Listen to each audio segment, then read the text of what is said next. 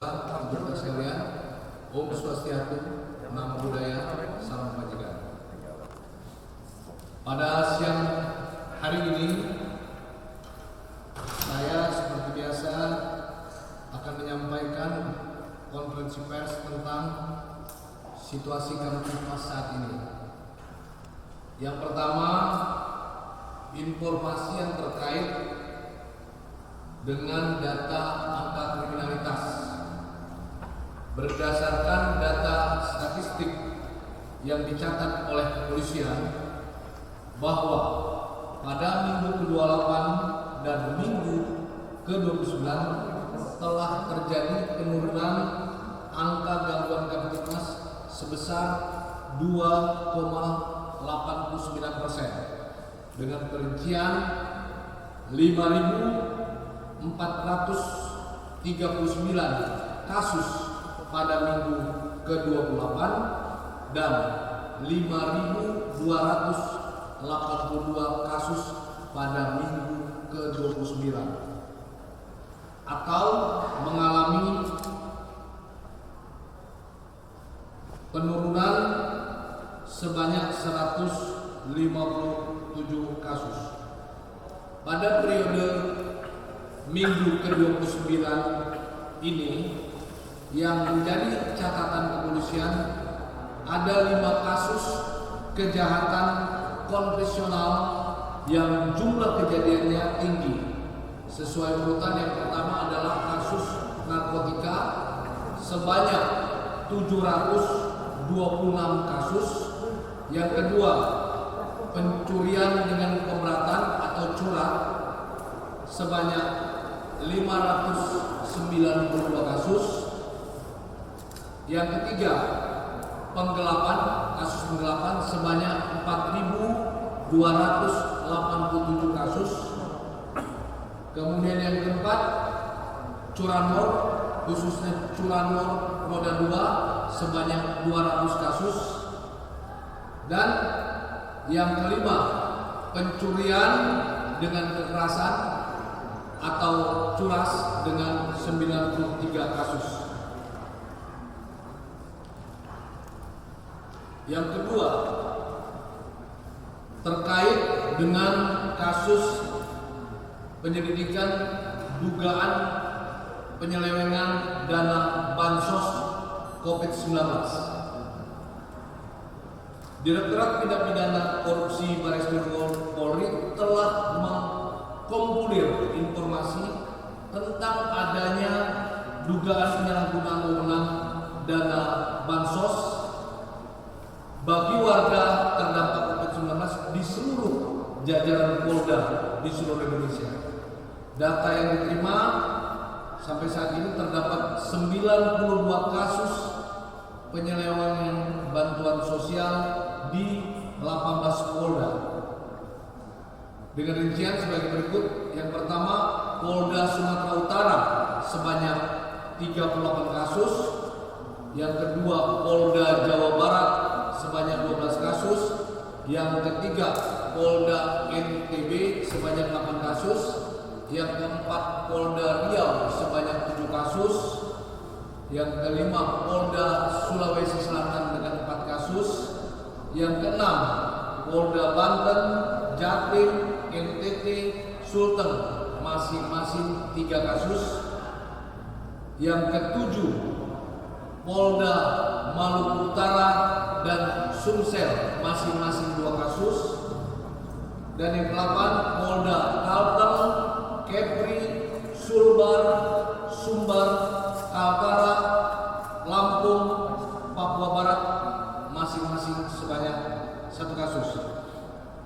Kemudian yang ketiga, informasi ketiga terkait dengan penemuan dan pemusnahan ganja seluas 10 hektar di hutan Lam Teba, Aceh Besar, Provinsi Aceh. Pada hari Senin, berarti kemarin, tanggal 20 Juli 2020 pukul 8.30, Direktorat Narkoba Polda Aceh bersama Polres Aceh Besar Kodim dan Kejaksaan telah menemukan kurang lebih 10 sampai 15 hektar ladang ganja di hutan tanaman industri Lamteba, Kecamatan Selemum, Aceh Besar. Dalam kegiatan pemusnahan ladang ganja tersebut yang dipimpin oleh Bapak Kapolda Irjen Pol Dr. Andes Wahyu Widada Empil turun langsung ke 8 titik lokasi dengan jarak rata-rata satu titik ke titik lainnya kurang lebih 500 meter. Dari ladang ganja 15 hektar terdapat kurang lebih 50.000 batang ganja yang siap dipanen dengan ketinggian batang mencapai antara 50 hingga 260 cm dan 70.000 batang ganja yang masih semai.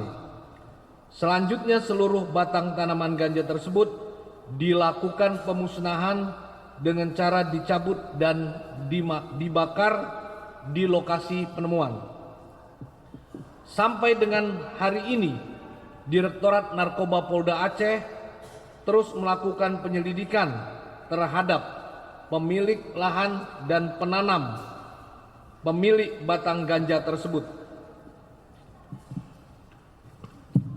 Kemudian dari hasil kegiatan Polda Aceh dalam melakukan pemberantasan peredaran narkoba selama periode tahun 2020 telah ditemukan 8 kasus dan dilakukan pemusnahan ladang ganja dengan total luas sebanyak 50,1 hektar dan jumlah tanaman ganja yang berhasil dimusnahkan sebanyak 85.461 batang.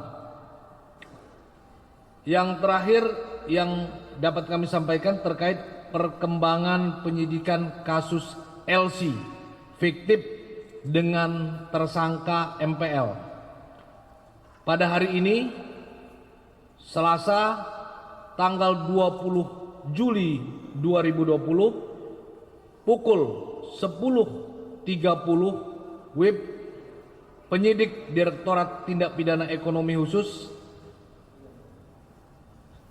telah dan sedang berlangsung melakukan pemeriksaan terhadap tersangka MPL terkait kasus LC fiktif dengan didampingi pengacaranya dari Alexander Winas dan partner. Sampai dengan saat ini terdapat 14 saksi yang sudah dimintai keterangan.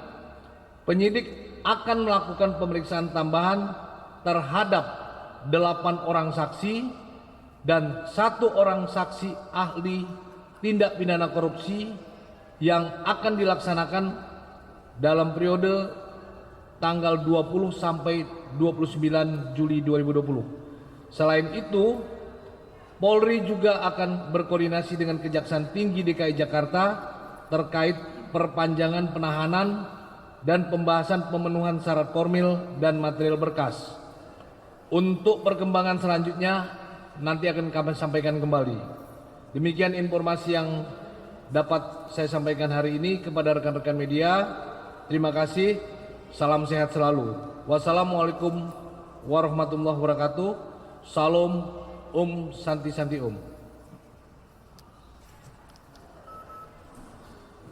Baik.